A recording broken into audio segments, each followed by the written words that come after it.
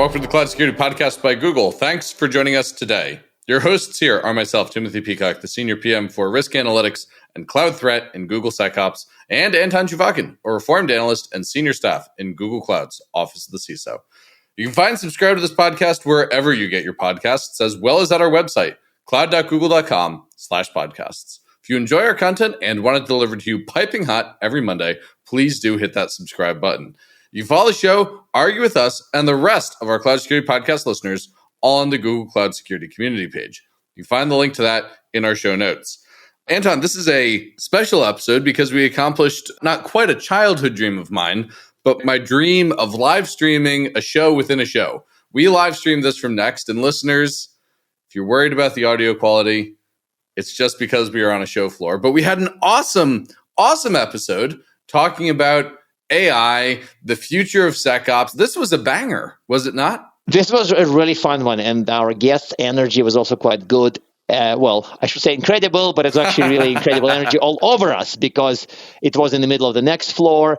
And ultimately, if you're willing to tolerate the quality of audio and video, definitely enjoy both. Yes. And what insights can users look forward to? Because I think users, you guys aren't users, you're listeners. That's such a PM thing to say. Yeah, but I think the interesting thing is where we get into the future and where we talk about, there's this thing that happens when the future gets created, we stop feeling like it's special anymore.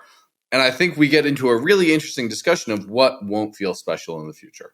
That's a very good point. And of course, it involves AI. I think that we managed to make it to minute 2 of the intro without saying AI. And I think it's time to say AI. We had a lot of AI in this episode, listeners. And so without further ado or further AI, let's turn things over to today's guest. Thank you for joining us. We are live on the floor of Google Cloud Next 2024. We're here in Vegas this year, which is a big departure from previous years in, San Francisco and for me personally, London back in 2019. Delighted this morning that we're joined by Payal Chakravarty, one of the directors in Chronicle, Google SecOps. We get to work together closely. It's a joy to have you on the podcast finally. First off, what are you up to at Next? What are you doing here? Thanks, Tim. It's been fun. Just the first morning, we've seen great announcements from the keynote. A little bit of AI? Sorry? Little bit of AI. Or one of those memes that says AI. So I'm excited about all the security AI agents that we are launching now at Next. That includes the Security Operations Investigation Assistant. It helps SecOps teams accelerate their remediation by investigating, hunting, triaging, and using a natural language conversational chat and getting recommendations along the way. We've seen announcements on SEC that gives human-readable explanations of multi-stage attack paths, and Threat Intel Assistant that helps tap into Mandiant's corpus of frontline threat intel to get insights faster.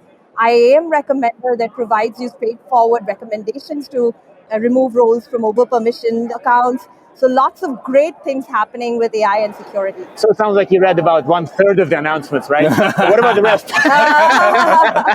Well, these were all things I was involved in. So only the ones you did. I've been, part of the security organization, yeah. So let me ask you, you mentioned hunting and AI. So people often ask us about the use cases for GenAI in security. And sometimes we say that it's emerging, it's not fully clear yet. But of course, your team is doing some of the fun use cases with GenAI for security. So can you give us through a bit of a structured view about the different use cases of GenAI for security operations and which ones are kind of better? Like, do we know which ones are best? Yeah, it will take time to kind of determine the best, right? But I can tell you what we are seeing, what's evolving in the space.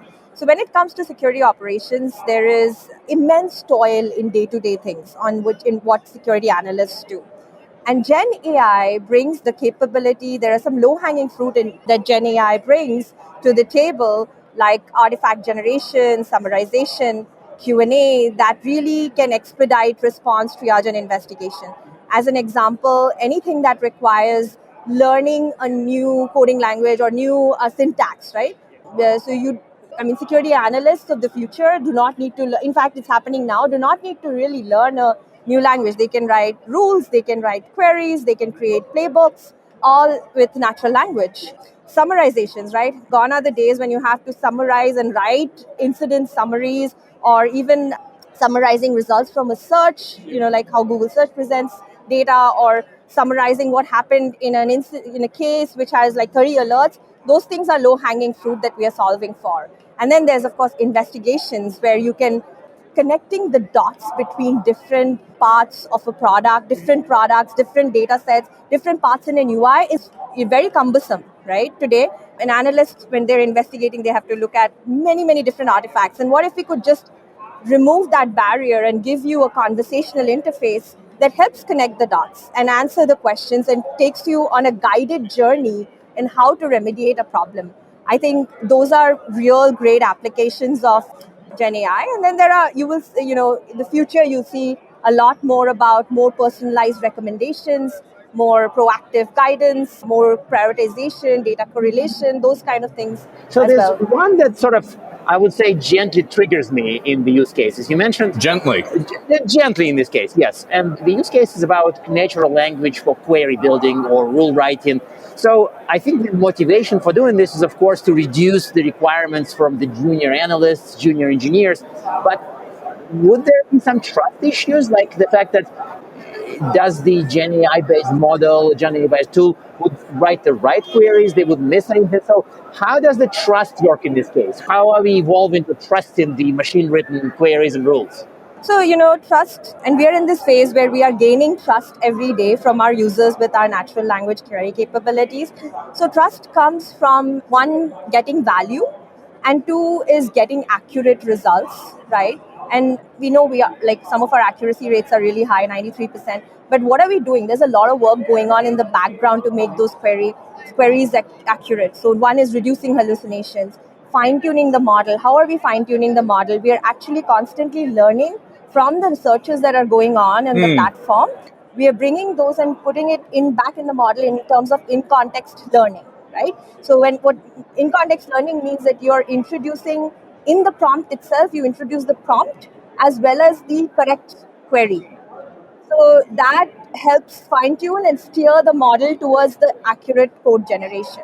So there's a lot going on in the background to improve accuracy, and hence we see a lot of repeat users coming back, and we see customers saying, oh, it's great on the new platform. We don't need to train our users who are onboarding. They're getting started easily. They have a starting point to learn how to use the platform. So that's how we're evolving it. So I wanted to pick at that one because I think that's a really interesting space. How are we seeing the intersection here for like the future of junior team members?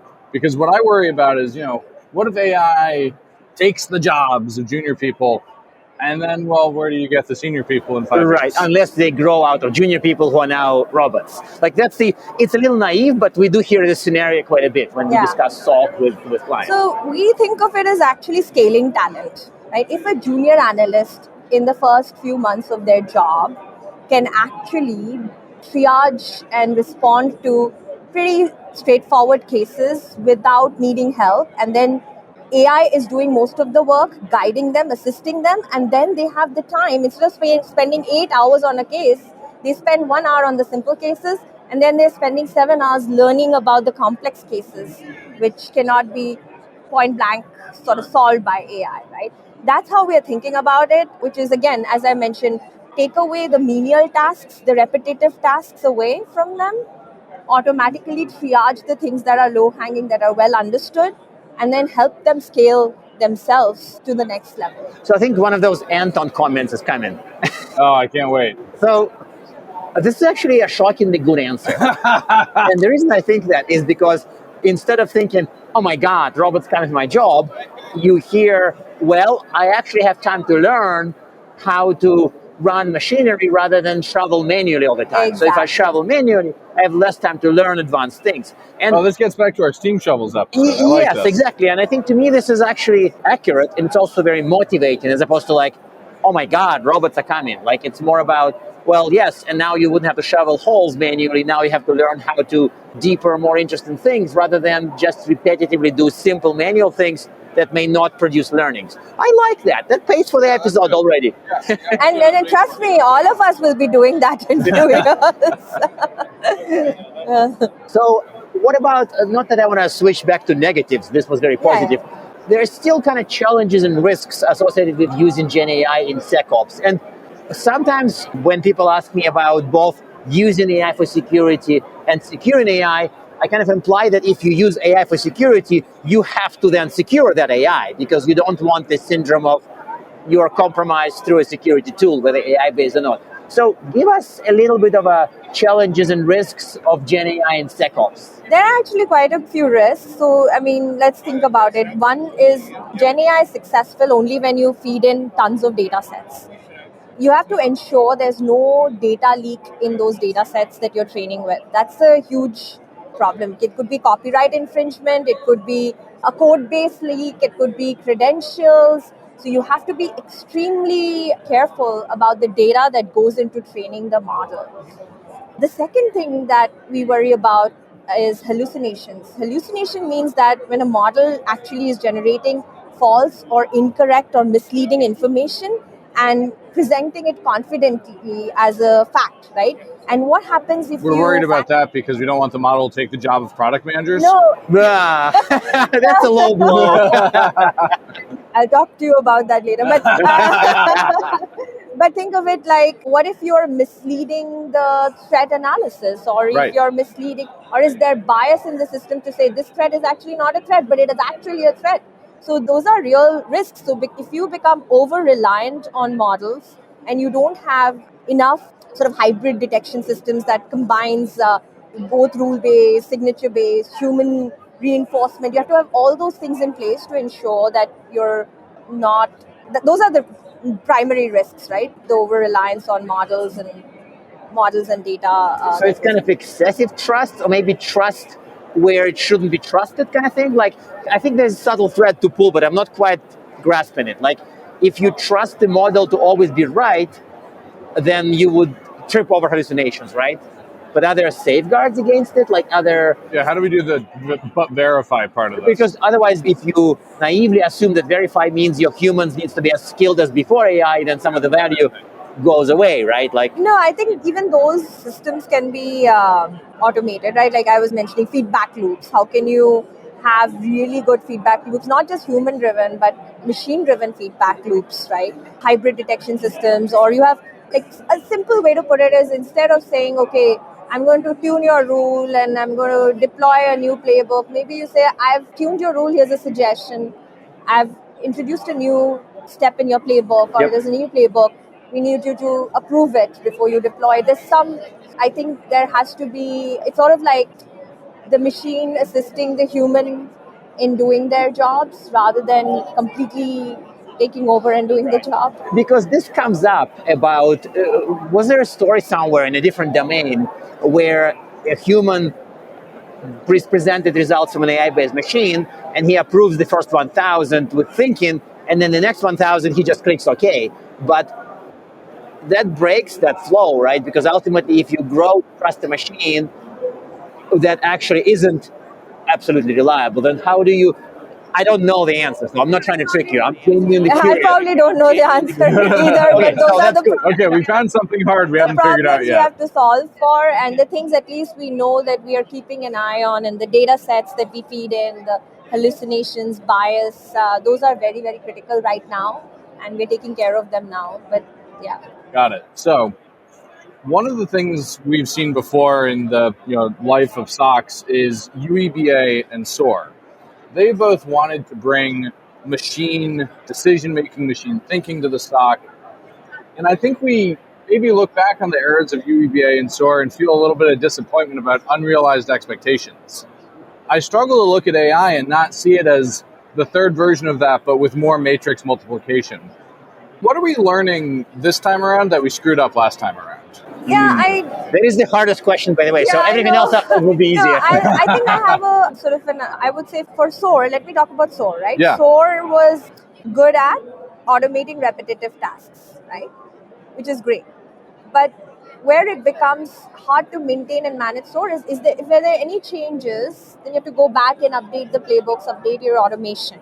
So keeping up with changes is hard, right? And then you have the manual labor in creating, dragging and dropping, configuring 100 boxes, testing it, right? Yep. So if I break it into those two parts, the first part we're trying to solve is, okay, how do we make the creation of those playbooks easy so that you don't have to do all the menial labor? Like you can type in a prompt, say, okay, do enrich these events, bring me this data, if this, then do that. Like if you just say it in natural language and it's able to create that for you, it reduces the toil. That's one part.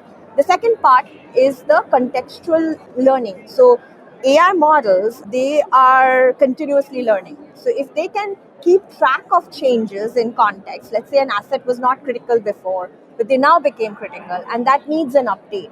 Can they go and automatically use that knowledge to update a playbook and then again ask for approval? Hey, do you approve this change? Yeah. Then you're bringing down this automation problem also to be more of a learning-based continuous improvement rather than, that's one way to think how we can make that better.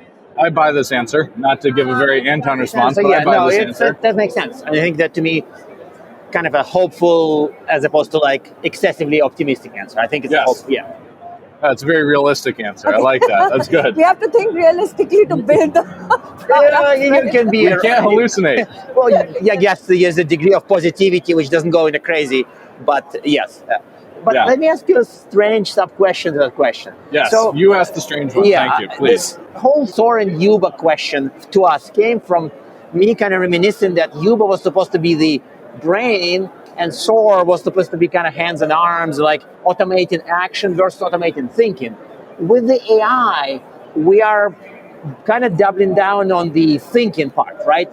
So, or are we doing both eventually? Because AI helps SOAR, GenAI helps SOAR quite a bit, right? So, Yeah, I think we're doing both. We're automating the actions. Earlier it was primarily automating the actions, right? Now we are extending that to automating the thinking, which is what playbooks do I need, when do I need it, what changes do I need to make, can you recommend automation steps based on how I've solved problems in the past. So you are also introducing that automation of thinking. So it's a combination of both. Both. Are we going to let her answer the question with both? That feels like I think that it's a fair answer because it is a fair answer. It is not GenAI in security tools is not a UEBA 2.0. So I think she is right in that sense that it's not just, it's a layer under both that boosts both. Yeah. And I love how concretely you've tied it to both too. That's really good. On UEBA, I think there is one more advantage that AI models can probably provide is their AI is good at understanding patterns really at scale. Like, of course, it depends on how well the data is fed in. But if you can establish the normal pattern better than what traditional ML models could have done, and you can then also detect subtle deviations because traditional systems may miss those subtle deviations. So if AI can do better in those two aspects, like normally establishing the baseline from no patterns and then detecting the subtle deviations, you might have better behavioral detection quality. So that's how possibly we could enhance UEBA. I think there's also another subtle advantage also for the camp UEBA. Back when UEBA was born, I was at Gartner, and a lot of people were coming with us with naive questions about, so this can detect unknown threats because it's based on ML, not rules. So they made this jump, absolutely erroneous jump, yes, I know, from it doesn't require a precise rule to it would detect unknown threats, which we had to explain sometimes a few times a day that no, it doesn't work like this. Then ML-based UEBA is not an answer to unknowns and absolutely not an answer to unknown unknowns. But funny enough, with GenAI as kind of like a bit of a lateral thinking approach to some of the data, I would probably be more trusting to uncovering some of the unknown-ish threats. Am I being naive and too positive or not? Unsupervised learning in GenAI, they actually learn without explicitly labeled examples of anomalies. That's how it learns. Where how well it applies to UEBA. Tim, why don't you figure that out? Yeah, I'll get right on that. I'll just go leave the show and go work on my PhD. Listeners, the funny joke that's happening is I'm actually the PM on Chronicle responsible for our UEBA feature. So this is great. I want to shift gears now and ask you to predict the future, which, of course, is always a fun question. imagine a SOC or a DNR shop in like 2029. How did you pick the date? Do you remember? It's 5 years from now. Oh, sorry. That's the easiest question I've gotten all day. What AI-based magic is going to be seen as totally routine at that point? Because technology has this funny thing where until it's real, it's magic, and then it's totally blasé. So what will be boring 5 years from now, in your opinion? Yeah. So as I said, all the low-hanging fruit like code generation, anything that's like syntax generation, summarization, the menial repetitive tasks, I really do think that in 5 years those will be Gen AI driven, and humans will. Let's put it this way: humans will be spending less time on those, right? The other areas, there's a lot of great areas in which we can make progress, right? What about AI assisting detection engineers? Yeah. What if you could learn about your gaps of coverage gaps, and you could understand the context in your environment or automatically create rules and tune rules, right? Today, it's all a manual process. The entire rule detection engineering is a complete manual process. Yes. How can we assist that better, right? So understanding gaps, understanding where rules can be written, maybe making suggestions on what rules can be written, suggestions on how to customize it to your environment, that's one area. I really like that. I really like that, and it may come sooner than 2029, actually. Yeah. Yes. Yeah, I would say 2029 is where it's probably running somewhere. The other one I think of is in terms of hunting, right? Like you could be, today hunting is also more or less a manual act. Like sometimes you by hunting, design, by charter, it's manual. It is. And I'm not saying it will never be a manual task, but what if you could spend more of your time on the real complex hunts and some of the simpler hunts of emerging threats, which we're already doing some of this in Chronicle today, where emerging threats are being brought into Chronicle, matched against your telemetry, and you're told that you have an active breach or not. But take that experience further, where you're constantly learning and reading from emerging threat reports, and you're bringing those threat reports, those insights, and creating those, either detection rules or creating those hunts and assisting the hunter, right? You're saying, hey, you need to look at this, and let me tell you what are the search queries you need to run, because XYZ is running a spear phishing campaign and it's relevant to your industry. So you're expediting. So those are areas where I think we can really make significant progress and let the human analysts actually do the higher order tasks. So before the final question, I wanted to ask a subtle sub-question to this question. You're not off the hook yet. Yeah. I didn't know about these sub-questions. Oh, yeah, sub-questions. Well, in this case, it's actually written on the sheet. So in this case, what would humans do? It's almost like we are, all three of us, I think, are pretty sure that in detection and response operation of 2029, humans will play a role. Yeah. Yeah, and this is interesting because we have a complete consensus, and we even think of it as a safe bet. We are not like robots will take all the jobs in 2 years, kind of crazy. But what would humans do in that model that you kind of had in your mind? I think humans are getting more productive at doing their day-to-day jobs, right? Like if, let's say, in the life of our PM life, if there was a PRD assistant who wrote a first version of the PRD, that reduces time for us to spend on that, right? So just think of it, I would think of it in that way, which is you can take the different personas, like a SOC analyst, threat hunting, CTI analyst, or a detection engineer. If you take those three primary personas, a SOC analyst would be definitely not sitting and triaging every single case. They would have an inbox that says, here, 80% of the cases have been auto-triaged. You need to approve the actions, or here are 3 cases that we really need you to look at because we couldn't find past incidents similar to this, right? That's interesting. Right, so think of it that way. Similarly, if you go to a detection engineer and you're telling them, look, we found these 3 gaps, and these are similar rules that we found in the community or from other places, and we are suggesting you use these rules, but there's an emerging threat, and we're not sure exactly. We just know about this, but we don't know exactly how you're going to create a detection for this, or might introduce something new, or we don't know how to create a threat. Go spend your time in researching that. So if we can think of it that way, I think... and I think research would also be AI-assisted, but human-led. It's very clear from that model that would be... There are some things that will be more semi-autonomous or autonomous, like, triaging incidents that are very similar to past could be more semi-autonomous. But some of these things are the ones I just talked about are more assistance to the. I think that's a really good answer I believe her. That's awesome. Yeah. We're both finding you very credible. We don't think you're hallucinating. Right? Because you work for the same team. It's just that our reporting structure is complicated. But I think it's the time where I have to ask our traditional closing questions. One, do you have recommended reading? And two, do you have advice to help people get the most out of their AI in SecOps? Recommended reading for AI specifically? It can be a launch blog. I mean, it's not. We're not going to hold it against you. Team only holds my blog against me, but not and their the blog. SRE book is also in the squared. SRE book is. But we've had everything. We've had people recommend Dune, The Art of War, Mary Oliver. What do you want people to read? You can tell them anything. It's a good question because in my mind right now I'm reading a fiction. So it's called The Covenant of Water by Ibrahim Varghese. It's a pretty interesting novel set over many decades in India, in a part Very of cool. India. So I highly recommend the book. It has very nuanced socio-economic, historical references. And I love reading books that put you in this historical fiction situation. And what was the other question? A tip to help people get the most out of their use of GenAI in SecOps. GenAI and SecOps. I think I talked about this a lot, but maybe just start by using the summarizations. If you're new to this, I would say start by looking at your things that you're spending time reading through documents or reading through a lot of unstructured data. That should be automated.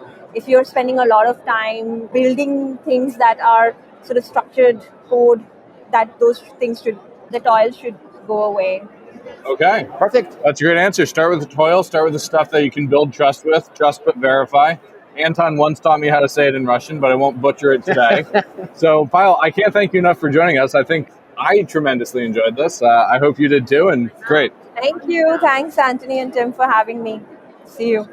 And now we are at time. Thank you very much for listening and, of course, for subscribing. You can find this podcast at Google Podcasts, Apple Podcasts, Spotify, or wherever else you get your podcasts. Also, you can find us at our website, cloud.withgoogle.com/cloudsecurity/podcast. Please subscribe so that you don't miss episodes. You can follow us on Twitter, twitter.com/cloudsecpodcast. Your hosts are also on Twitter at Anton_Chuvakin and _Team Pico. Tweet at us, email us, argue with us, and if you like or hate what we hear, we can invite you to the next episode. See you on the next Cloud Security Podcast episode.